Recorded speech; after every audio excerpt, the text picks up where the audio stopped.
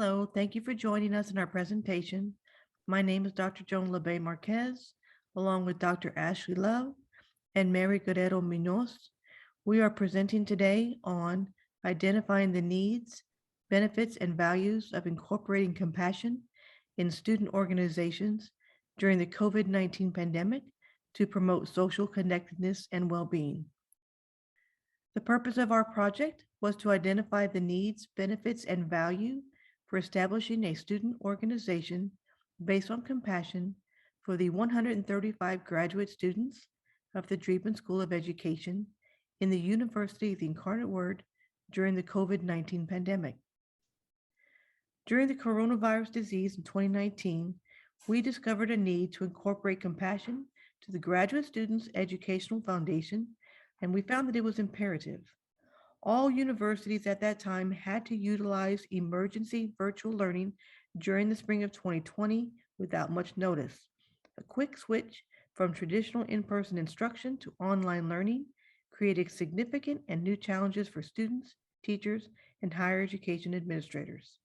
Many students experienced an increased anxiety, a decreased sense of well-being, and continuous isolation without support. Recently, students have returned to work and school. However, the pandemic is still here. They are experiencing mental health issues and uncertainty. The need to explore solutions to provide to the students on campus became urgent and evident.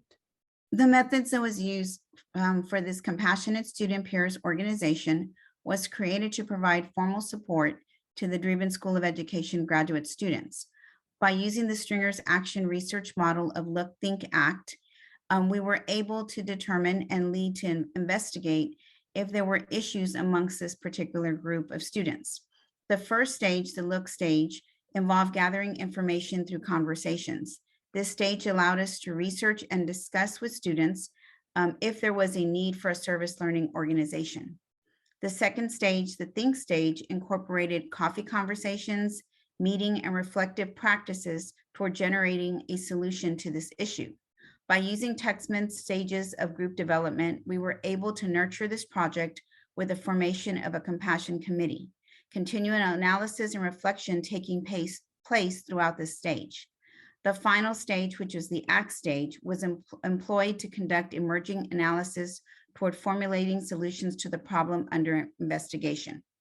Altogether, the ACT stage provided new ways of thinking and the launching of the change process, which began with the creation of the Compassionate Student Peers organization at UIW. As a result, the Compassionate Student Peers organization was developed. We were able to train a cohort of 5 students to serve as ambassadors, and we were able to gain so much knowledge through our experience, as well as the discussion and reflection which resulted to establish as well as to continue the student organization on our campus.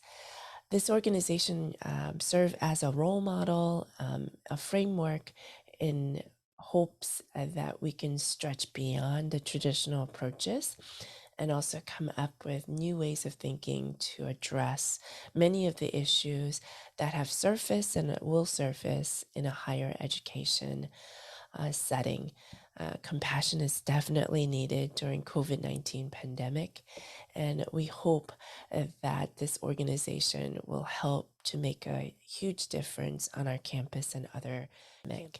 Thank you so much for listening to our presentation, and if you have any questions, feel free to contact us.